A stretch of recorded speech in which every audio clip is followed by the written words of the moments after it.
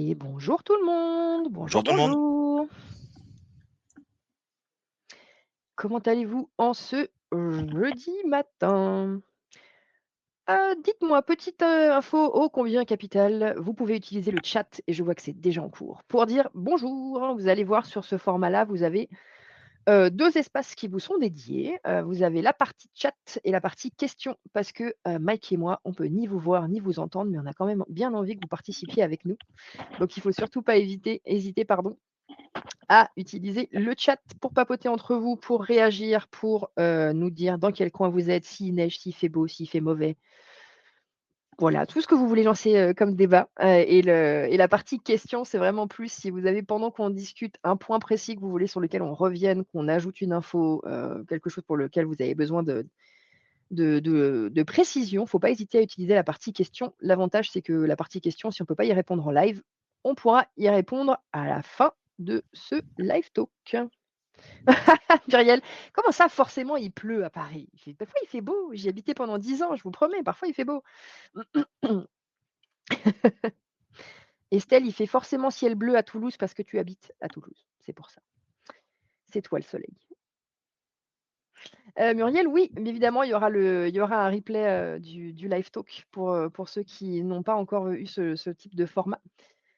On est ensemble ce matin et après, évidemment, vous aurez le replay. Je veux juste attendre un peu pour voir si on attend encore quelques petits retardataires qui s'installent, qui prennent un café. Pas de souci, Sandrine, si vous partez un petit peu avant, encore une fois, il y aura le replay, donc c'est fait pour ça. Ceux qui n'ont pas pu venir, les collègues à qui vous voulez forwarder la vidéo, ce sera là exprès pour vous. Allez, je déménage à Perpignan. Gabriel me dit qu'il y a grand soleil. Bonjour Loïc. Hop.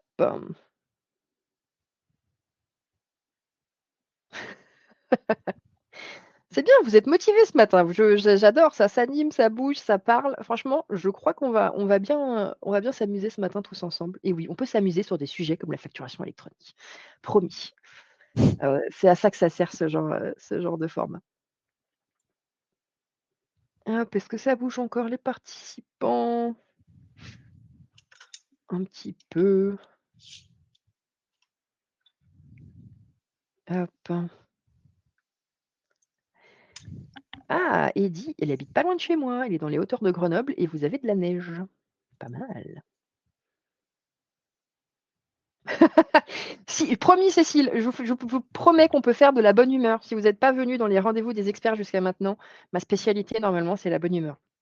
C'est pour ça que c'est moi qui présente en théorie. Allez, j'ai l'impression que ça se stabilise. On va pouvoir se lancer. Mike, est-ce que tu es prêt? On va lancer Je tout suis ça. prêt et bonjour aux derniers arrivants. Et let's go. Ben, c'est parti, en avant, bienvenue du coup dans ce 10e, waouh, épisode du rendez-vous des experts. C'est un format qu'on a lancé depuis le début de l'année. J'arrive toujours pas à me dire que c'est le 10e parce que ça passe tellement vite. Pour rappel, ce format, c'est à peu près 30 à 60 minutes d'échange, ça dépend des sujets, avec un expert métier des ESN à qui on va demander tout au long, du coup, de ces numéros, de vous faire un vrai retour d'expérience, un vrai retour terrain sur des thématiques spécifiques pour vous aider, vous, au quotidien, sur des sujets qui vous concernent tout particulièrement et sur lesquels potentiellement vous avez besoin de vous améliorer, vous avez besoin d'aide, vous voulez étendre vos horizons. Moi, en l'occurrence, je suis Charlie et du coup, pour ceux qui ne me connaisseraient pas, je suis responsable du support et la partie care de Boond et je suis, votre animatrice aujourd'hui et en général, sur les live talks. Et pour info, il y a toujours ma collaboratrice favorite, Sarah, partner in crimes, qui est la Content and Customer Education Manager. J'adore dire les trucs en anglais, ça sonne tellement bien. C'est la personne qui vous fait des super, articles de blog, des super infographies pour vous expliquer, pour vulgariser un peu tous ces sujets, hyper intéressants. On a co-construit ce format ensemble et on est ravis de vous accueillir, pour cet épisode. Je crois qu'on a juste perdu Mike momentanément, mais vous inquiétez pas, il va revenir, problème technique. Ça va permettre d'avancer un petit peu et donc de vous expliquer le sujet, promis Cécile, où on va pouvoir, quand même partager de la bonne humeur. Aujourd'hui, on va évoquer, la partie facturation électronique. C'est le sujet, 2025-2026, que dis-je, 2027. Et le but de ce live talk, ça va être de vous apporter un maximum de réponses, bah, aux questions que vous vous posez parce que oui, c'est un peu compliqué à comprendre, ça part à droite, ça part à gauche, ça revient au milieu et cetera. Donc le but, c'est de se poser, ensemble sur ce sujet-là, ce matin. On va croiser les doigts pour que Mike revienne parce que, encore une fois, c'est pas moi l'experte sur le sujet. Mais je vais profiter du temps de pause et de remise en live, de Mike pour vous partager une annonce un peu particulière. On n'a pas encore fait ça, jusqu'à maintenant. On avait envie de vous faire une petite annonce, exclusive et surtout une offre, exclusive. Que ça s'adresse à la fois à vous qui êtes déjà utilisateur de Boond, qui utilisez, notre outil au quotidien pour vous aider dans votre gestion et dans votre travail, mais ça s'adresse aussi à tout le monde, tous ceux qui sont présents avec nous ce matin et qui connaissent peut-être, pas Boond. L'idée, c'est de, vous offrir, ce qu'on appelle un audit. Alors peut-être que certains d'entre vous, sont déjà au courant de ce que c'est. J'en ai 5. Ouh, j'ai failli faire 4. 5 audits à proposer. Attention, peut-être qu'il y en aura plus, mais ça, c'est uniquement si vous êtes sympa avec moi ce matin. Et en fait, un audit, c'est une opportunité de prendre de la hauteur sur votre activité, sur le fonctionnement et la manière dont vous gérez à la fois Boon si vous êtes déjà client chez nous, mais à la fois votre activité de manière un peu plus, globale si vous n'utilisez pas Boon, mais vous utilisez d'autres systèmes. Vous avez envie de vous poser, pour discuter de votre écosystème, de vos pratiques et cetera. Et ben, on vous propose de prendre rendez-vous avec un de nos experts, maison spéciale, métiers et ESN et pour ça, attention, je vous mets le lien. J'ai dit il y en a 5, va peut-être falloir vous battre pour vous inscrire. Je vous le mets pile au milieu de l'écran normalement. Vous avez qu'à cliquer sur, récupérer mon audit. Si vous êtes sympa, encore une fois, je le mettrai à la fin à nouveau pour que vous puissiez aussi continuer à vous inscrire. Hop, je regarde dans mon petit chat si j'arrive à récupérer, Mike, s'il remonte sur scène. Alors, qu'est-ce qui se passe? A few moments later. Est-ce que c'est mieux là? Oui! Tu sais te faire désirer, c'est pour ça. Tu voulais mettre un peu de suspense dans la session facturation électronique. Exactement, petits aléas. Mais Heu, t'inquiète pas. Normalement, je devrais pas avoir de problème maintenant. Tu ne bouges plus, je vais voir tes 2 mains. Tu ne touches plus Mais à bon, rien. je suis là. Non, c'est cool. Et bah, c'est parti du coup. Coucou Mike, j'ai le plaisir de recevoir Michael Renaud qui est, product owner chez Boon Manager. Mike, c'est toi qui travailles notamment, bah, sur toutes les évolutions qui sont propres à la facture électronique sur Boon, avec of course l'aide, de notre équipe de dev, et tu nous as donc aidé à construire, ce live pour, centraliser, toutes les questions qui nous parviennent, donc tout ce que tu as déjà un peu échangé avec différents clients. Moi, ce que j'ai pu voir aussi au support, parce que mine de rien, bah, vous avez déjà beaucoup de questions, hein, et c'est complètement, normal. Donc, bonjour à toi et bienvenue. Ça me fait très plaisir de t'accueillir ce matin. Eh beh, avec grand plaisir. Parfait. Rentrons dans le vif du sujet. Moi, j'ai envie de vous faire un mini topo pour lancer la chose, dans les clous et j'en profite pour passer la slide pour te mettre en encore plus grand comme ça, parce que tu es magnifique. L'objectif de la facturation électronique. Pourquoi on est dans ce sujet? Qu'est-ce qui se passe? Où est-ce que ça va? Bah, l'objectif, il est double. La facturation électronique, le but, c'est de moderniser les échanges, de factures entre entreprises et de transmettre automatiquement certaines données à l'État, notamment pour, fiabiliser la TVA. Oui, c'est toujours une histoire de taxes pour le pour la partie gouvernement.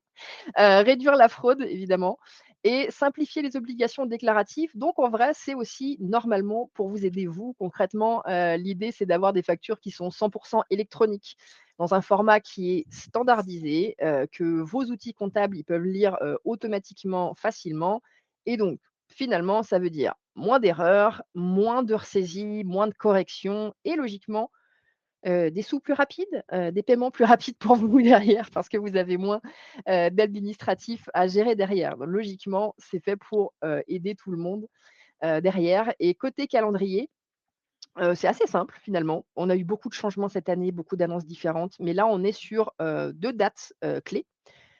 1er septembre 2026, toutes, les entreprises doivent pouvoir recevoir des factures électroniques et les grandes entreprises et ETI doivent émettre et faire du e-reporting. Alors, peut-être que c'est un peu flou, la réception, l'émission, le e-reporting, vous inquiétez pas, on en parle juste après.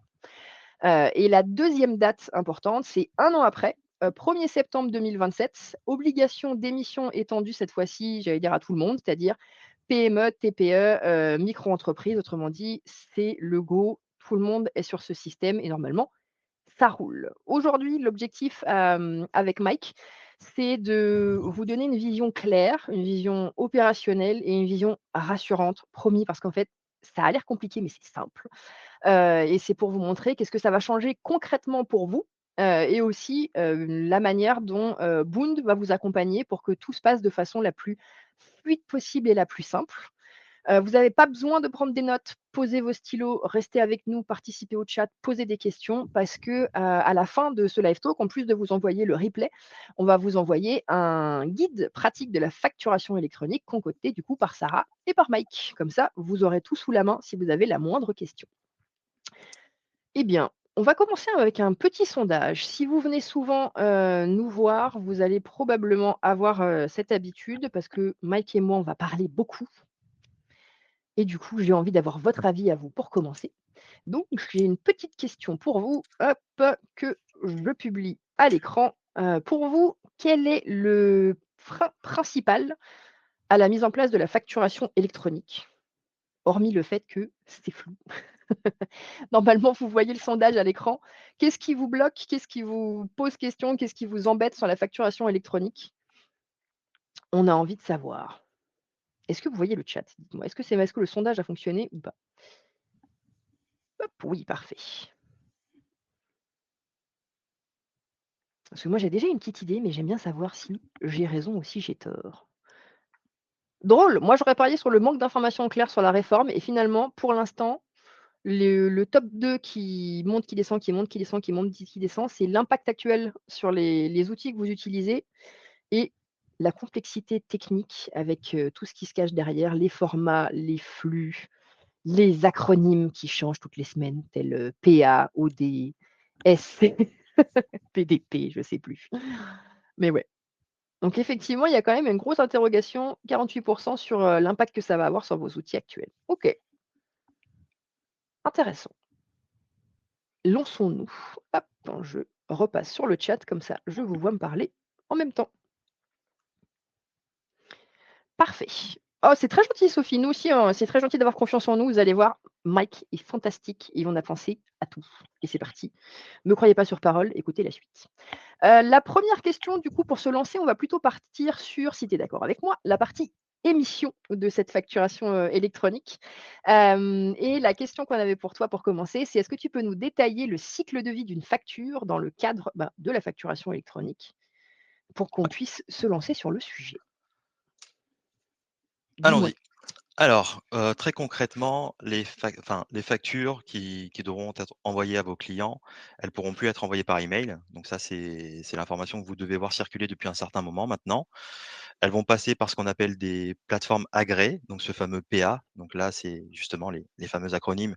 Il y avait PDP à l'époque pour plateforme dématérialisation exactement. partenaire. PA, c'est la même chose. Donc, on part de la gauche, on a la facture qui est déposée sur la plateforme agréée, côté émetteur forcément. Une partie des infos, on en reparlera un peu plus tard, doit être envoyée à l'administration fiscale, qui entre autres va récupérer, toute la partie en lien direct avec la TVA. Cette facture, elle va derrière être déposée à la plateforme agréée choisie par le destinataire, qui lui peut utiliser une autre plateforme et simplement, il va pouvoir consulter toutes ses factures sur cette plateforme. Ce qu'il y a derrière ça, il n'y a pas que, finalement le transfert de factures entre 2 plateformes, il y a aussi tout un cycle de vie des statuts des factures qui est Mmh. assuré en parallèle par ces plateformes et donc en gros, on va, avoir un certain nombre de statuts qui vont être obligatoires, d'autres qui vont être plutôt recommandés. Dans les grandes lignes, la plupart des plateformes agréées vont, de ce qu'on observe, plutôt s'accorder sur les statuts, donc vont Mmh mh. proposer, plus que simplement les statuts obligatoires. Donc ça veut dire quoi? Ça veut dire qu'une facture, on va pouvoir savoir qu'elle a été déposée sur la plateforme, puis qu'elle a été reçue par la seconde plateforme. Derrière, le destinataire, l'avantage, c'est qu'il va pouvoir dire s'il accepte ou s'il refuse la facture. Donc là, c'est assez intéressant parce que du coup, en tant qu'émetteur, vous allez pouvoir avoir l'information en live bah, que votre destinataire, déjà, il l'a reçu, c'est horodaté, donc ce sera tracé de ce point de vue-là et en plus de ça, vous allez pouvoir avoir l'information qu'il l'a accepté, hem, ou refusé, donc on pourra aussi en reparler du refus. Il va aussi pouvoir vous déclarer qu'il a transmis le paiement, donc c'est purement déclaratif, mais à minima, ça vous permet, vous, Mmh. d'être informé de cette partie-là et bah, incombe à l'émetteur de déclarer l'encaissement, notamment lorsque la TVA, en l'occurrence, elle est exigible à l'encaissement et ce qui est le cas, bah, des prestations de services. Du coup, finalement, c'est quand même beaucoup plus transparent et tu as plus besoin de te poser la question si la facture est partie sur la bonne adresse, au bon endroit ou si la personne te dit qu'elle a jamais rien reçu. Cette fois-ci, c'est plus possible. Tu vois Exactement. tout. On peut se poser la question si il y aura un peu moins de relance, Ouais. mais dans les faits, effectivement, tout est écrit noir sur blanc de part et d'autre, quoi. Bah, du coup, tu m'avais parlé du cas que tu étais en train de traiter, que pour schématiser un peu ça, parce qu'on a ce schéma qui finalement explique que c'est assez fluide et hyper clair, le sens une fois qu'on a compris, ce qu'il faut qu'on fasse sur la partie, émission. Et on avait parlé ensemble de notre ami, Ouais, la Belgique et notamment on de PayPal avec cette petite vidéo. exactement, on peut faire un peu le parallèle avec ce qui existe en Belgique. Donc là, ce que vous voyez, bah, c'est quelque chose qui existe déjà sur Boon, hein, pour nos clients belges. Donc ce qu'il faut savoir, c'est qu'en Belgique, ils ont une obligation, d'envoyer leurs factures via le fameux réseau PayPal. Donc Mmh peut-être mh. qu'il y aura des questions également sur PayPal, mais en tout cas en Belgique, ce qu'il faut savoir, c'est qu'il y a un réseau européen qui est utilisé et qui est obligatoire à partir du 1er janvier 2026. Les factures doivent passer par ce réseau. Donc on passe également par des alors c'est pas on n'appelle pas ça plateforme agréée, mais c'est un peu la même idée. Je vous épargne des acronymes, mais en gros, on dépose, la facture sur un outil qui, via ce fameux réseau PayPal, bah, va acheminer la facture à son destinataire. Et donc ce qu'on voit sur cette vidéo, bah, c'est que finalement, lorsqu'on va vouloir envoyer une facture, la petite nouveauté d'un point de vue parcours, utilisateur, bah, c'est qu'on va pas simplement avoir, comme aujourd'hui, une option qui s'appelle envoyer par email, mais simplement, dans le cas de la Belgique, envoyer via PayPal. Demain, ce sera, envoyé via ma plateforme agréée, par exemple. Et finalement, en termes d'expérience utilisateur dans Boond, ça change, quasiment rien à l'usage. Vous allez au même bouton où vous avez l'habitude d'envoyer, sauf que, ben, vous dites que c'est de la facturation électronique. Donc c'est vraiment fait pour, vous faciliter le quotidien et s'intégrer dans vos usages. Donc là, on vous a pris effectivement l'exemple de la Belgique parce qu'ils sont plus, un peu en avance que nous sur ce point-là, mais finalement, ça le but, c'est que ce soit aussi simple pour vous. Et tu m'avais parlé, Ouais, potentiellement de la partie qu'est-ce que ça a comme impact pour les relances? Parce que là, on voit l'émission alors de la première facture, il se passe quoi ouais, derrière? complètement. En fait, quand on s'arrête un peu sur la vue liste ici, on voit qu'on a une colonne avec les statuts d'invoicing, donc ces fameux statuts dont je parlais tout à l'heure, déposer, rejeter, Ouais, accepter et cetera. Bah, forcément, on va nous les récupérer, donc on facilite l'expérience utilisateur pour envoyer, mais derrière on récupère aussi tous ces statuts pour les mettre à disposition de nos clients. Et donc derrière, bah, finalement, si la facture elle est acceptée, mais que le paiement il est pas réalisé dans les temps, le parcours de relance, lui, reste inchangé. C'est-à-dire qu'on va quand même se retrouver avec des relances par email, typiquement. OK, comme quoi, easy. Alors, dis-moi, on va avoir une autre question qui revient très souvent et que j'ai déjà eu plusieurs fois, sur la partie, support. Mmh. C'est que finalement, la facture électronique, c'est dans quel cas est-ce qu'on doit passer par là? C'est quoi la règle? Alors globalement, bah, c'est toutes les entreprises assujetties à la TVA française, bah, qui doivent utiliser la facturation électronique de manière assez simple. On parle également alors ça, c'est ce qui s'appelle souvent le invoicing, donc le petit terme anglais. Ouais. Mais on parle souvent aussi de e-reporting et finalement, ça va Mmh. être pour toutes les opérations autres. Donc qu'est-ce qui se cache derrière ça? Bah, ça va être les opérations en B2C, donc en business to customer, donc en gros OK. en client, tout simplement, comment dire? J'ai perdu le terme, pardon. Bah, les particuliers, la facturation des Particulier, ouais. particuliers. Il va y avoir les opérations à l'international qui doivent faire l'objet du reporting. Dit autrement, si vous facturez un client belge, vous allez pouvoir éventuellement quand même décider d'envoyer votre facture via PayPal, mais ça, c'est plus le côté un peu, technique de ne pas l'envoyer par Technique. email. Mais vous pouvez quand même l'envoyer par email. Par contre, vous êtes dans l'obligation de faire ce qu'on appelle du e-reporting, donc de déclarer cette facture à l'État, heu, tout simplement pour que l'État ait connaissance de toutes ces opérations. Là, Et tu me parles l'encaissement, pardon. oui, Je l'ai dit tout à l'heure, mais oui. l'encaissement, c'est un petit détail, mais ça rentre dans ce qu'ils appellent le e-reporting. Après pour vous, c'est transparent parce que vous avez simplement déclaré un encaissement sur votre facture. En réalité, c'est la plateforme agréée qui, elle, envoie l'information à l'État. La partie, e-reporting, elle est, directement automatique et en général, tu as rien à faire une C'est fois que tu ça. as choisi un PA, quoi. Je comprends. Alors il y a même je peux même donner une précision sur le cas de Dis-moi. l'international. Certaines PA, on va en parler juste après, elles vont pouvoir faire le reporting automatiquement en fonction du contexte. C'est-à-dire qu'elles ont OK. l'information que la facture que nous on souhaite envoyer, elle a un destinataire qui n'est pas assujetti à la TVA française, donc automatiquement, c'est considéré comme du reporting. Tu es en train de me faire aimer la facturation, c'est bizarre quand même. J'aime pas les maths normalement. Par contre, ça me pose une question sur là, tu me parles, de tout ce qui est B2C, de clients assujettis à la TVA en France et cetera, mais je sais qu'on entend aussi beaucoup parler, même de la facturation, de base quand on bosse chez Bund, de Chorus Pro, pour le fait que quand on facture une entité, publique, normalement, on doit passer par cette plateforme-là pour poser les factures, pour déposer les factures. Est-ce que ça change avec la facturation électronique ou est-ce que ça continue de passer par là? Ouais, alors, c'est une très bonne question. Logiquement, ça va même être facilité. C'est-à-dire qu'aujourd'hui, nos clients, enfin, il y a différents cas de figure, mais peuvent souvent être amenés à se connecter directement sur Chorus Pro, OK. à uploader un format soit électronique, soit même peut-être encore un format PDF qui est aussi réalisé par Chorus Pro. Hem, donc des fois un peu trop manuel comme opération. Ce qu'il faut voir, c'est que Chorus Pro, ça va être en quelque sorte la plateforme agréée des entités publiques. OK. Alors, ça aura peut-être un autre nom, PPF ou autre, mais dans tous les cas, quand on souhaitera envoyer une facture à une entité publique, finalement, on passera quand même par notre plateforme agréée d'envoi. Ce qui fait qu'on n'aura plus normalement ce besoin d'aller sur un outil et d'aller déposer une facture sur justement, sur l'interface web de cet outil. OK.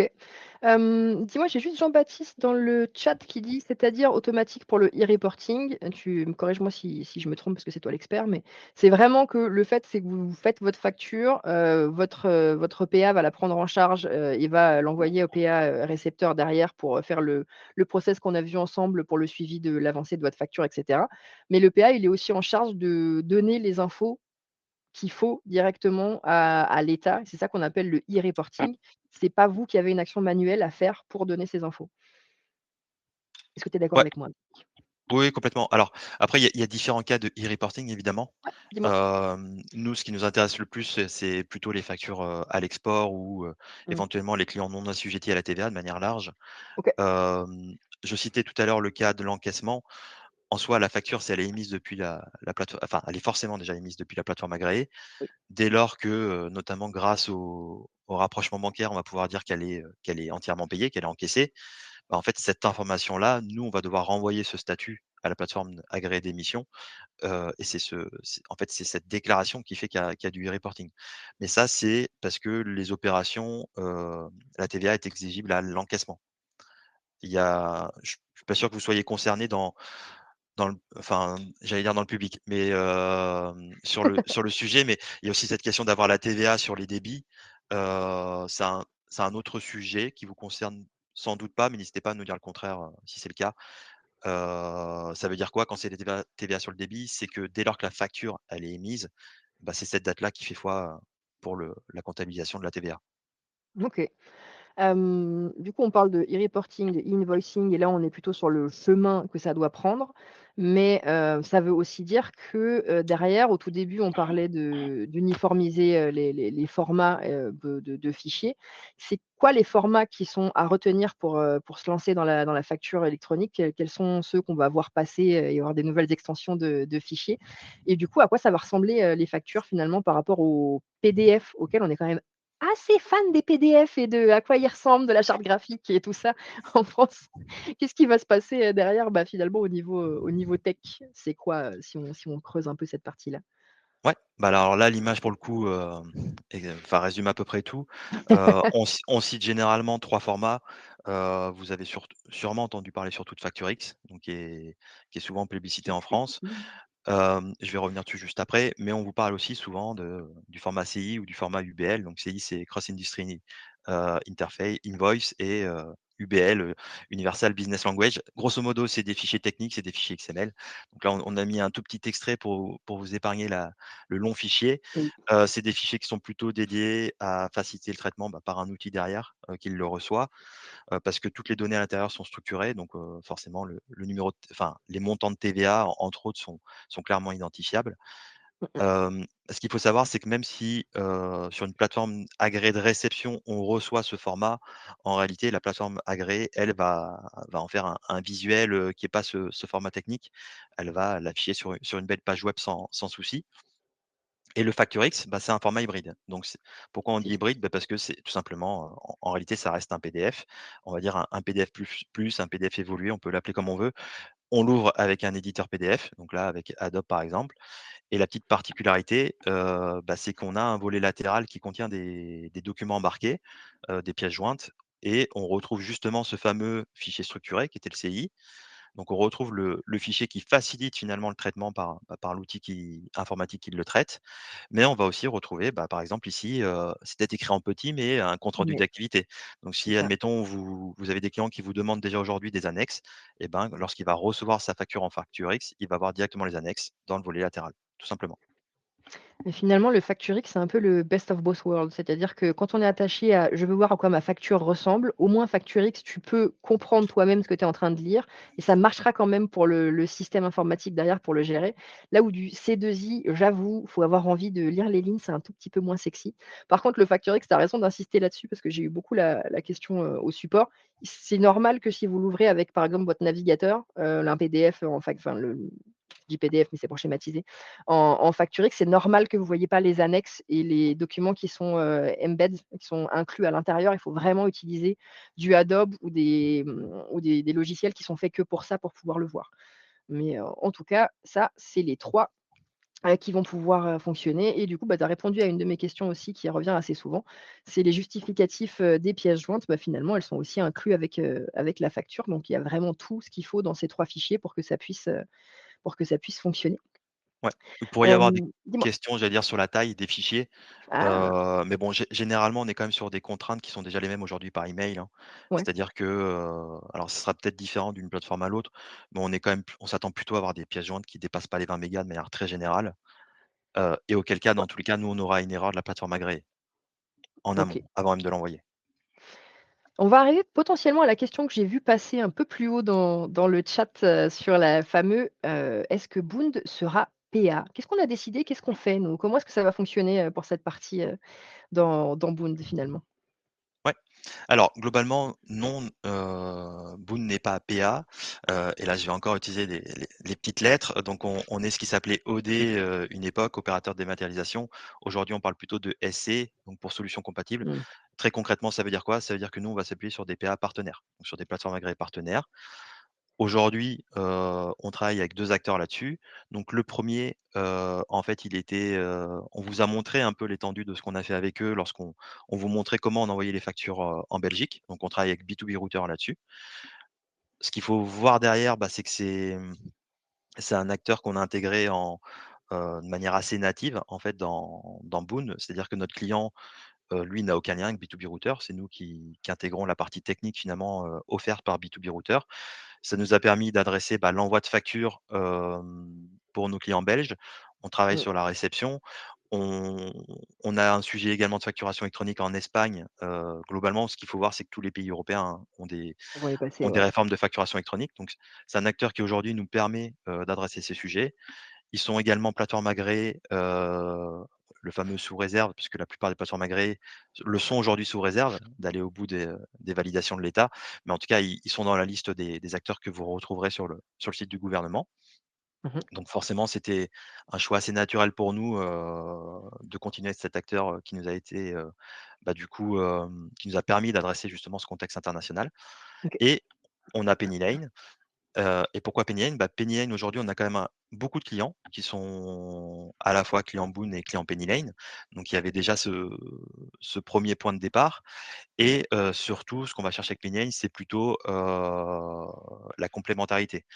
Disons que Penny Lane va pouvoir, bah, offrir aussi à nos clients, potentiellement peut-être la gestion, du compte bancaire si nos clients le souhaitent, mais surtout, plus important, toute la partie qui est en lien direct avec leur partie comptabilité, et donc la collaboration avec les experts comptables.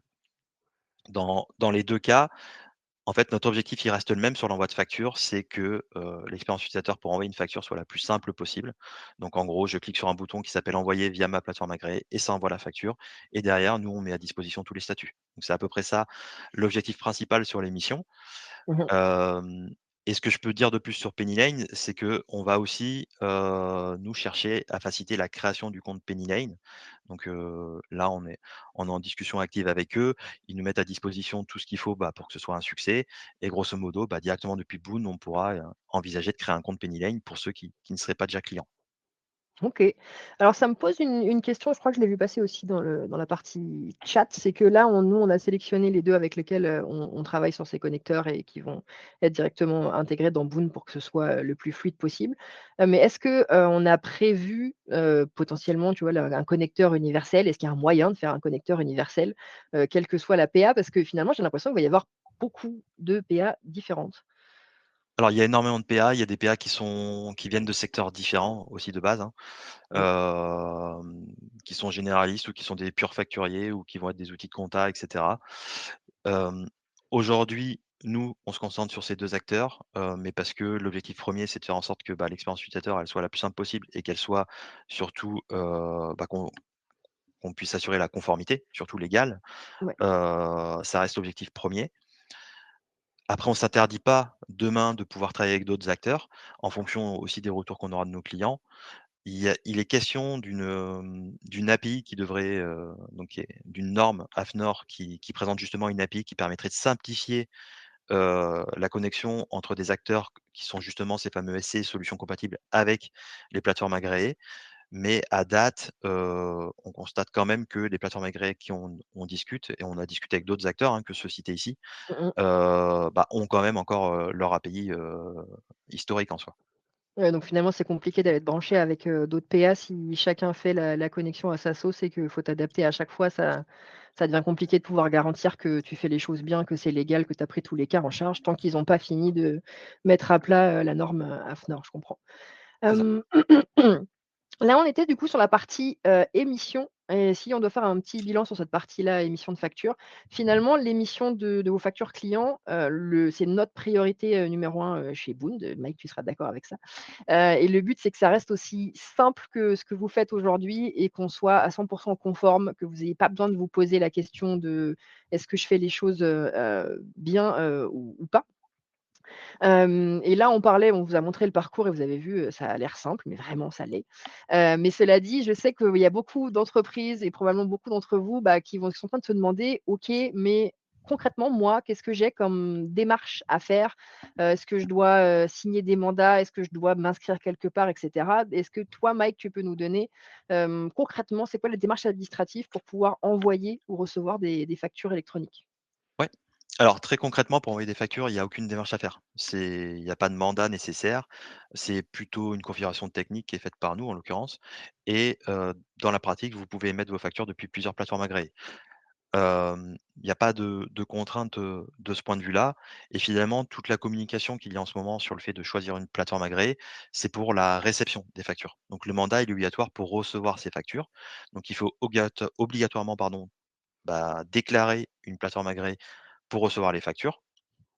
Après, il faut Mmh. pas non plus être alarmiste, on parle du 1er septembre, mais le simple fait de s'inscrire sur une plateforme, c'est pas censé, être une opération compliquée pour un acteur. C'est simplement un enregistrement sur un annuaire public, hein, qui est déjà mis à disposition aujourd'hui. Mais c'est vraiment sur ce sujet-là qu'il faut s'inscrire. Donc, en gros, en tant que société, on ne peut pas être à 2 endroits pour recevoir une facture. Il est important d'informer, bah, tout simplement tous les émetteurs de factures où est-ce qu'il faut vous joindre, pour dire les choses plus bêtement. Faut Il est éteindre quand même l'annuaire. possible d'avoir plusieurs, canaux de réception. Là, je rentre pas dans ce détail, moi, aujourd'hui, qui est un peu plus technique, mais il y a ce qui s'appelle des ID de routage. Donc en fait, u une entreprise qui aurait besoin de splitter la réception entre plusieurs services, peut finalement déclarer un même numéro de SIRET, mais avec une déclinaison en ID de routage, donc en numéro de service derrière. Par contre, il faut bien préciser que quand on fait ça, bah, il faut aussi avertir, bah, ses fournisseurs, où est-ce qu'on doit être contacté selon le contexte, bien entendu. J'avoue. Dis-moi, j'avais une question qui revient un tout petit peu sur la partie, émission parce que c'est intéressant pour Boone. C'est une question de Marc-Antoine qui revient sur la partie, Penny Lane et B2B Router. Je voulais juste te la poser avant qu'on avance sur le sujet. La question, c'était par rapport à Boone, dans la configuration Boone, est-ce qu'on peut choisir de travailler avec les 2 PA agréés, du coup Penny Lane et B2B Router? Ou c'est soit l'un soit l'autre? Ou en fait, de toute façon, c'est pas utile de bosser avec les 2? C'est quoi le Alors est-ce que c'est p tu non, c'est as plutôt pas l'info? utile de bosser avec les 2. Ouais. C'est alors ça dépend votre contexte, si on parle vraiment de j'ai, une entité française et je souhaite envoyer ma facture, non, c'est pas utile de travailler avec les 2. OK, Après, on peut très bien tomber dans le scénario où il y a une agence qui est, admettons, belge, qui elle utilise B2B Router et une agence française qui elle, déciderait d'utiliser Pennyline. OK, Hem, ça marche. Dans tous les cas, nous, on va chercher une expérience utilisateur qui est la plus, on va dire simple possible, quel que soit le partenaire. Ce qu'un utilisateur pourrait chercher chez Pennyline, c'est peut-être plus cette complémentarité, ce que j'ai dit tout à OK. l'heure, et chez B2B Router finalement, bah, c'est comme si là, on a mis B2B Router parce que c'est aussi important qu'on puisse vous dire qu'on travaille avec une plateforme agréée qui est reconnue, mais on aurait presque pu écrire Bound parce que c'est nous qui portons, leur stack technique, quoi. Compris. Si tu veux, on va avancer parce que je vois un peu que l'heure tourne. Cette fois-ci, on va s'intéresser à la partie, réception, puisqu'on a quand même fait le tour du sujet de l'émission. Je vois que vous avez beaucoup de questions, vous inquiétez pas, on continuera d'y répondre, à la fin du live talk ou au cours de la partie réception si ça concerne cette partie-là. Donc la partie réception, c'est comment je reçois et j'exploite, mes factures et nous, on s'intéresse plus particulièrement sur les factures fournisseurs. Est-ce que tu peux nous faire un intro rapide sur, pour la réception, comment ça va se passer, s'il te plaît? Ouais. Alors sur la réception, il y a beaucoup de choses à dire. Donc n'hésitez pas à poser vos questions et mettre des commentaires. Grosso modo, ce que j'ai dit juste avant, c'est qu'il faut pouvoir s'inscrire sur la réception des factures. Maintenant, avant de parler de comment ça va se passer, je vais d'abord moi dresser un peu le constat, de ce qu'on observe, de l'utilisation des factures fournisseurs sur Boon, des retours aussi qu'on a de certains clients qu'on a interrogés sur ces sujets-là. Aujourd'hui, un grand nombre d'entre vous, n'ont pas forcément leurs factures fournisseurs sur Boond, heu, hormis les factures qui peuvent être en lien direct, par exemple, avec ceux qui travaillent avec des freelances. Donc le développement qu'on a mis en avant il y a de cela 1 an, qui permet justement de faciliter cette collecte, sur ce parcours précis de collaboration avec des freelances. Hem, Ça veut dire quoi? Ça veut dire que très, très vite, on s'est posé la question de, quel doit être le principal point d'entrée des factures fournisseurs? Est-ce que c'est Boon ou est-ce que c'est un autre outil? Et la question qui va de pair avec ça, bah, c'est qu'on quand on regarde la liste des plateformes agréées, il y a un certain nombre d'outils qui sont des outils comptables, qui sont plateformes agréées. Mmh. Et les discussions avec nos clients, nous montrent que, bah, déjà certains clients, bah, tout simplement pensent à utiliser, l'outil qu'ils utilisent pour la compta en tant que OK, plateforme agréée de réception. Pour faciliter notamment, la collaboration, bah, tout simplement avec l'expert comptable, puisque, bah, les je factures vois. fournisseurs, ça va être au cœur, forcément de la comptabilité. Donc ça a tout de suite pris, une direction assez claire de ce point de vue-là. Et donc finalement, si j'ai une 1re recommandation à faire, moi, c'est surtout, bah, déjà discutez-en avec votre expert comptable, parce que, ça peut être, d'autant plus bénéfique de choisir cette plateforme agréée, comme plateforme agréée de réception. Heu Toutes vos factures, ça veut dire quoi? Ça veut dire qu'elles arriveront, bah, directement dans le même outil qui est utile pour la comptabilité. Hem, donc c'est plutôt ça qu'on a tendance à envisager. Maintenant, il y a un peu plus à dire que ça, parce que c'est quand même de dire Je où vois. se situe Boon dessus. J'ai cité juste avant les factures, bah, notamment des freelances. Mmh. Globalement, pour dire les choses de manière plus large, ce que nous, on va appeler les factures métiers, donc les factures qui sont en lien direct avec le pilotage des projets que vous suivez sur Boon. La question, c'est de se dire comment je fais en sorte qu'elles soient sur Boon, même si elles ont été Ouais. reçues en premier lieu sur une plateforme agréée de réception. Là, si tu veux bien, Charlie, on peut aller Ouais, sur le bien schéma sûr, tu veux d'après. montrer un cas d'usage? Vas-y, je Ouais, te montre. forcément, on vous a cité, Penny juste avant, heu, pour l'envoi de factures, mais la collaboration qu'on a avec Penny va aussi faire que, bah, on va potentiellement pouvoir aller un peu plus loin sur la réception avec eux. Très concrètement, cette fois-ci, nous, on est à droite, le petit vous êtes ici, On a chacun heu côté. et en gros, ça veut dire quoi? Ça veut dire, bah, quand vous recevez une facture, elle arrive en premier lieu sur Penny. Ça reste l'outil principal de réception des factures. Potentiellement, vous pouvez utiliser Pinyin sur la partie compta, donc c'est entre guillemets, ça facilite la collaboration avec le Oui, comptable qui est aussi lui, en quelque sorte, rentre en jeu dans ce schéma. Et nous, ce qui va être intéressant, ça va être ici de savoir comment on va faciliter, la collecte des factures qui sont utiles justement au suivi des projets. Heu, Soit les factures dans leur entièreté, soit les données uniquement qui nous intéressent des factures, parce que parfois Mmh peut-être mh. qu'on n'a pas besoin de toutes les annexes sur ces sujets-là, c'est à discuter. Mais en tout cas, d'aller récupérer ces factures sur la plateforme agréée, qui les a reçues en premier lieu, pour pouvoir aller les envoyer sur Bound et donc faire le lien, après comme vous le connaissez avec les achats de prestations entre autres. Ouais Donc il y a et ouais, vas-y, vas-y. dis-moi, il y a Ronan qui soulève un point intéressant parce que c'est toujours un petit peu compliqué de faire la différence. Là, à l'heure actuelle, finalement, leurs freelances, ils posent leurs factures dans Boond. C'est ce qu'on a créé avec la partie, facture Ouais. fournisseur et la question, c'est qu'est-ce qui va se passer dans le futur? Là, la question de Ronan, c'est si les freelances inscrivent leur CRA sur Boond, leur facture, en dépend, logique. Est-ce qu'ils vont devoir mettre leur facture sur un Penny Lane pour, que moi j'utilise que enfin, du coup, que lui utilise en compta pour que ça marche? Mais en fait, c'est ce qu'on disait tout à l'heure par rapport à la date du 1er septembre 2027, c'est qu'au final, eux aussi, ils vont devoir passer par un PA, non? Les freelances, à terme? Oui, a alors en fait, faut pas, globalement, c'est dès lors qu'on est assujetti à la TVA, hein, Ouais. qu'on est, tout simplement qu'on doit passer dans ce process-là et en fait, faut simplement, dans ce cas très précis, ne pas confondre, l'exigibilité à la TVA, enfin le fait d'être Mmh. assujetti à la TVA et le fait d'être redevable à la TVA. OK. Ils sont assujettis à la TVA, même si derrière, eux, ne rentrent pas dans les mêmes conditions, qu'une entreprise. Je rentre pas dans le détail, mais ça de souvenir, ça dépend du chiffre d'affaires, hein, que fait le freelance, Ouais. en gros. Mais en soi, s'ils sont assujettis à la TVA, ils doivent passer par une plateforme pour envoyer leurs factures. Et sinon, ça fonctionnera comme Mmh. ça fonctionne actuellement, sur Boond. Il y a pas de sujet plus que ça. Là, on a pris l'exemple de Penny Lane, mais comment ça se passe si du coup, on utilise un autre outil, par exemple du Sage, du Cegid? Est-ce que la réception fonctionne de la même manière ou pas? Alors, très concrètement, ça en soi, ça va ressembler un peu à ce que vous faites aujourd'hui. C'est que mon point de départ, c'était de dire: aujourd'hui, vos factures fournisseurs, vous les recevez pas forcément, enfin, vous avez pas sur Boon en premier lieu. Donc finalement, on va tomber un peu dans le même scénario. C'est-à-dire que ces factures, elles vont atterrir, potentiellement sur ces outils. Effectivement, tu as cité Sage, Cegid, il peut y en avoir d'autres Ouais. et donc on va retomber sur, ce fameux sujet de comment nous faciliter, la récupération de ces factures pour les envoyer, en partie sur Boon Mmh. et donc c'est plutôt là-dessus qu'on va chercher à faciliter, sûrement des opérations d'export-import de masse, OK. heu, sur, justement le module facture fournisseur, qu'on avait livré il y a de cela 1 an. Je comprends. Finalement, là, pour le bilan de cette partie-là sur la réception, nous, de ce qu'on a envie que vous reteniez, c'est qu'on se concentre essentiellement sur le pilotage du projet. C'est ce que disait, Mike sur le fait que là, on parle, d'achat de prestations de factures fournisseurs et pas forcément de, je sais pas, de vos abonnements, tout ce qui est électricité, loyer, et cetera.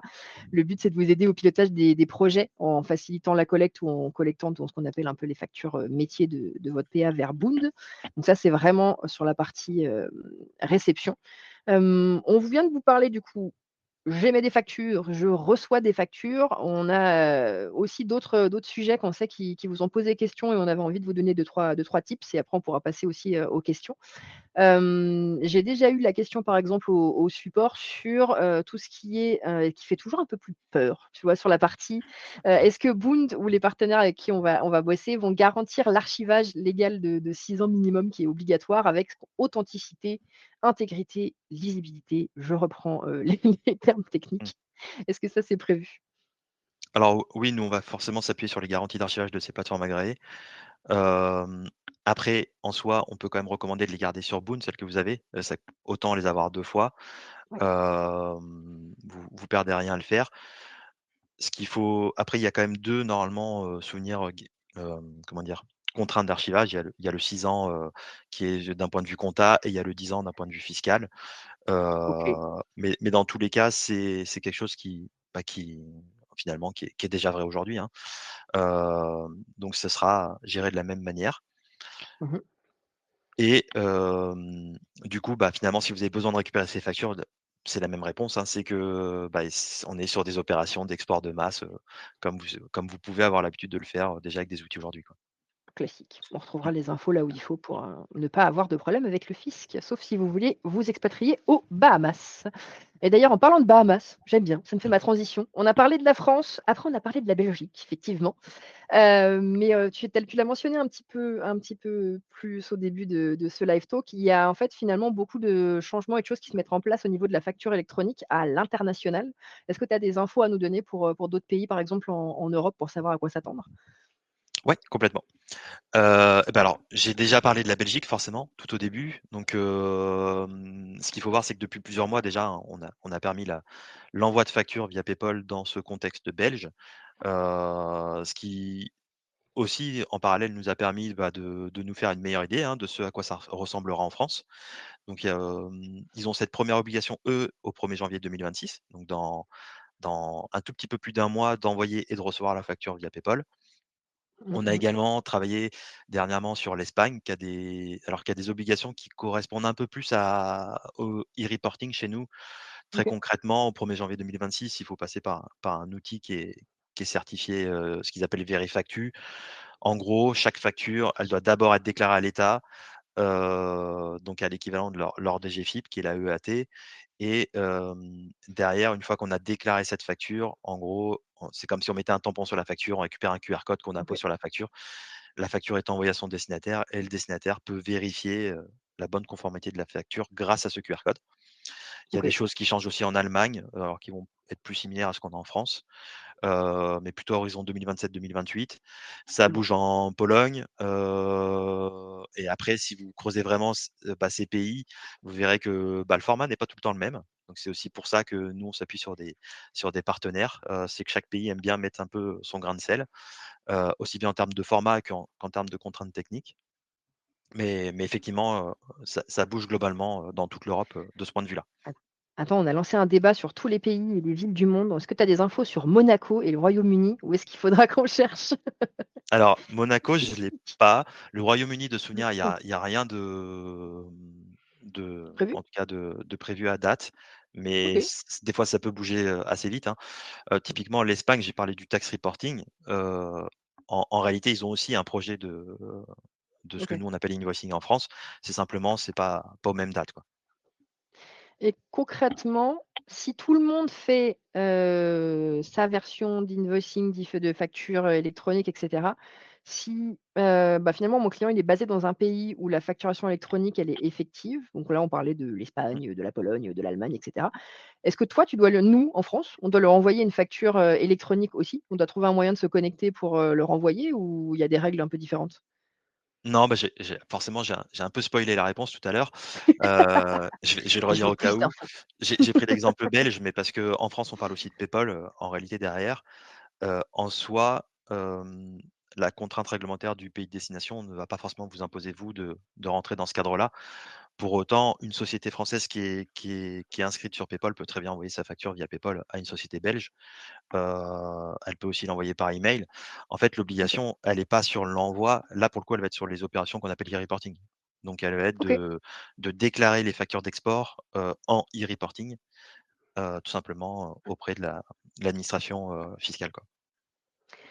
OK, compris. Et dans ces cas-là, si ça te dit, on va arriver vers la fin de ce live talk, et je pense que ça va intéresser, les utilisateurs de Boond. Est-ce que, tu peux nous en dire un peu plus sur le calendrier de déploiement côté, Boond, notamment les échéances Mmh. pour les modules émission, la réception, quand est-ce que ce sera opérationnel et testable? Parce que je sais que j'ai vu passer plein de plein de fois la question dans le chat. Je sais que mes collègues à la formation et au CSMing, ils l'ont aussi beaucoup. Est-ce que tu peux nous donner un peu plus de visibilité et de clarté sur le sujet, s'il te plaît?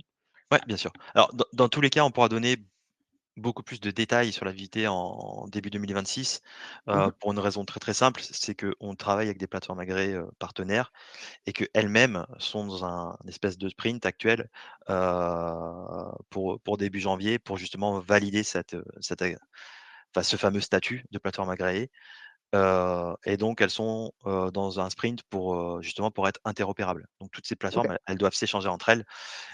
Donc forcément, nous, on va avoir une certaine dépendance liée à leur planning. Pour Mmh. autant, elles nous informent en anticipation de ce qu'on doit faire évoluer. On a fait évoluer des choses déjà en amont, pour l'envoi. C'est ce qui nous a permis justement d'adresser le contexte belge.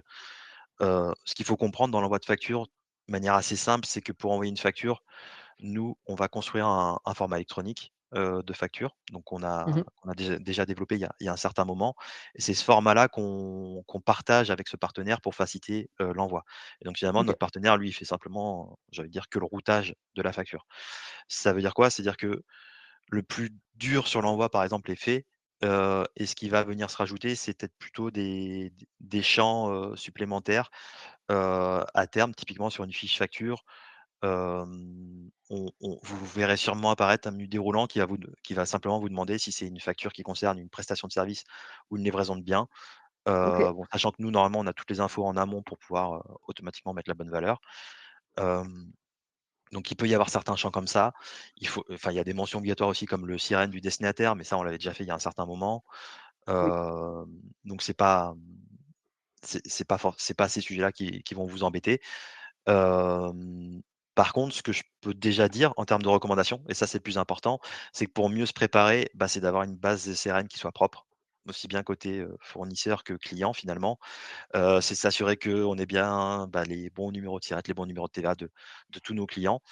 Heu, Peut-être que petit à petit, certains d'entre eux vont vous envoyer justement leur adresse, Mmh. sur ce fameux annuaire. Heu, Parce que le numéro tirette seul ne suffira pas, dans certains cas. Ce que je disais tout à l'heure, c'est que si vous travaillez notamment avec des grands comptes, il est possible que, ceux-ci créent justement différents services avec des ID de routage différents, et ça, bon, je suis pas trop inquiet sur le fait qu'ils vont vous informer, en temps et en heure pour le coup. Et après on fera ce qu'il faut pour que ça marche de toute façon. C'est ça qui est à retenir. Oui, de la même manière, Hem, coordonnées de facturation, en gros, il y aura oui. un champ en plus qui va s'appeler adresse électronique, du destinataire quoi, en gros. Et après ça rentre dans les recommandations que je passe mon temps à faire tout le temps, à savoir de la rigueur. Il faut que les infos soient dans Boond, sinon on peut pas aller plus loin. On est obligé de bien avoir les infos et en même temps, c'est mieux pour vous parce que ça vous fait un cerveau. Il y a tout qui est enregistré, tout le monde y a accès et ça permet que la facturation roule et que les coordonnées de facturation soient bonnes et que vous soyez payé à la fin, ce qui est quand même plutôt sympa. Est-ce que tu as prévu une phase qu'il est prévu pardon, une phase pilote avant septembre 2026 pour tester ce flux? Ou est-ce que pour l'instant, c'est encore, dans les tuyaux, dans la réflexion par rapport à ce qui se passe dans les futures évolutions? Non, c'est encore des tuyaux, j'ai pas de confirmation. Alors c'est vrai que en Belgique, on a eu cette «chance» entre guillemets d'avoir un environnement complet de tests qui nous permet de tester de Ouais, bout en bout. C'est des questions idéalement, il est clair qu'on souhaiterait pouvoir faire, ces tests, le plus tôt possible. Donc, dans tous les cas, ça reste notre ambition de pouvoir faire des tests anticipés. Hem, on peut un peu le simuler, typiquement, c'est des discussions qu'on a avec Penny Lane, c'est déjà, bah, petit exemple bête, hein, je crée un client, côté PA émetteur qui sera sur Penny Lane. Moi, je crée un autre client de test qui est côté, PA, du coup récepteur, côté Penny Lane, et ça me permet de jouer au ping-pong entre les 2 quoi. OK. On peut le De faire faire comme ton ça. test. Je vois, On va pouvoir avancer de cette manière-là aussi, parce que finalement l'interopérabilité derrière, elle doit être assurée surtout, bah, par eux-mêmes, hein. C'est eux c'est eux qui vont qui ont gérer, ouais. cette obligation. Hem, mais là-dessus, de toute façon, s'il y a des tests grandeur nature, on n'hésitera pas à solliciter tous nos clients pour faire ces tests avec nous, hein. Eh bien, écoute, je crois qu'on a fait le tour de tout ce qu'on avait envie de discuter avec l'assemblée ce matin sur la partie facturation électronique. On a essayé de vous rendre ça le plus clair et le plus simple possible. Vous aurez aussi la presse avec les schémas pour bien comprendre. Je te remercie, Mike. Est-ce que ça te dit parce que je vois qu'il y a des petites questions dans le chat, des choses qui sont pas claires et que j'aurais envie de clarifier avec toi, si tu es prêt à faire chauffer tes neurones pour Tu qu'on me dis puisse répondre, aux dernières choses ouais, qui bah, restent? c'est surtout mes mains qu'il faut que je Hem, fasse chauffer là. Je suis désolé, ah, j'ai la bougeotte, mais j'ai c'est hyper froid. l'hiver! Voilà. Fais des squats. Non, pardon, on va te perdre sinon. Non, ne bouge plus, j'ai dit. J'ai vu dans les messages qu'on n'était pas tous, au même endroit, donc forcément, on vit pas tout ça. J'avoue. Il faut avoir un plaid. Je fais la mamie, un plaid et un Mmh. thé. Ouais, je le J'avais noterai une la prochaine question. fois. Ouais, tu imagines? Obligatoire pour les live talk, le boon de plaid et le thé. Il y a eu un débat, pas quand on a papoté du schéma qui est toujours à l'écran, que je peux mettre Mmh. en plus grand, sur la partie, freelance entre, Ronan et Anouk qui se posaient la question d'être sûr d'avoir bien compris, pardon, c'était Ronan et Mathéo.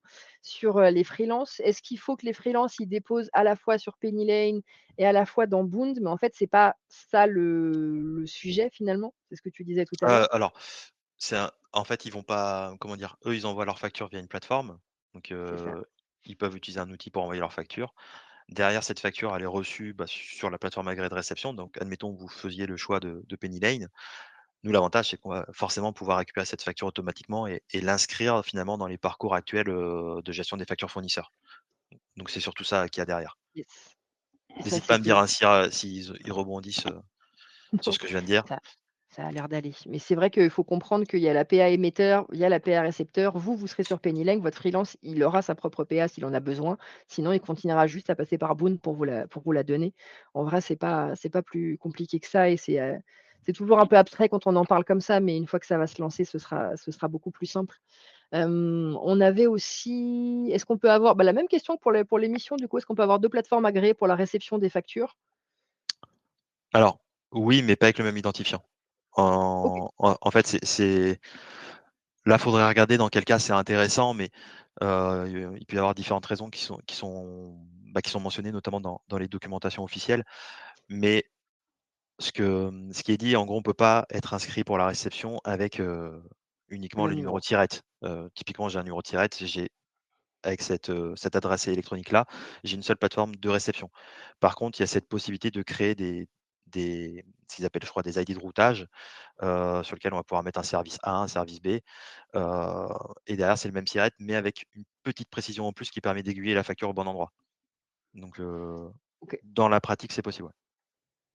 Il faut juste que ce soit réglé comme il faut. Ouais, mais ce qui veut dire, Hem, pardon, j'ai pas précisé, mais ce qui veut dire qu'il faudra surtout Dis-moi. informer ses fournisseurs, bah, qu'il faut Il faut le bon voilà, numéro. quelle adresse utiliser, ouais. Mmh. On en revient toujours à il va falloir faire un petit tri d'informations et passer les bonnes infos au bon moment. Qu'est-ce que j'avais un autre comme question? C'est Sarah aussi qui me l'avait dit parce qu'elle était dans le chat un peu plus haut.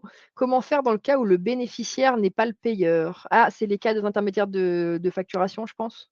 Le Est-ce bén que ça, tu as des infos dessus? Attends, je vais être sûr de bien comprendre la question parce que le bénéficiaire, on parle Ah, plutôt de la facturage, normalement? ouais, tu as raison, c'est ça. Bénéficiaire OK. n'est pas le payeur, je pense. N'est pas le payeur, n'est pas l'émetteur, tu veux dire? C'est que la personne je pense que c'est plutôt la question de la personne à qui tu envoies la facture n'est pas celui qui est censé te payer? Ou est-ce que si la personne qui est encore avec nous ce matin qui a posé cette question, on veut bien plus d'infos dans le chat, si jamais, pour être sûr de bien répondre à la question. Mais en tout Alors, cas, peut-être que tu auras ces les infos-là, ouais, bah, parce que globales. les cas sont différents, on pourra zoomer sur OK, des cas d'usage, il faudra pas hésiter dis-moi. à peut-être à même les noter là si on n'a pas le temps de répondre à tous. Parce que le cas de la facturage typiquement, donc le bénéficiaire comment dire? C'est justement une autre société. Hem, Aujourd'hui, souvent sur les factures, les clients se contentent de simplement mettre un RIB différent, Ouais, de manière assez simple. Normalement, dans la facturation électronique, il est aussi, obligatoire de déclarer le tiers et donc de déclarer notamment le numéro de sirène ou numéro de SIRET, de ce tiers. Donc aujourd'hui sur Boon, il y a déjà un champ qui permet de déclarer une société d'affacturage. oui, Donc nous, grosso modo, c'est ce champ-là qui va nous permettre bah, d'inclure finalement, l'information de ce tiers d'un point de vue électronique, donc dans la facture qu'on va aller créer. Mais il faudra sans doute qu'on fasse légèrement évoluer le modèle de facture en lui-même pour également afficher le numéro de sirène de ce tiers. Donc de ne pas se contenter de dire: «C'est le RIB, d'une autre société», mais simplement aussi de dire, bah, la société, elle a tel nom et elle a tel numéro de SIRET, directement visible sur la facture. OK. J'ai Marc-Antoine, alors ça pour le coup, la comptabilité, je suis moins calée que toi, qui demande: «Est-ce que la facture électronique va faciliter le lettrage?»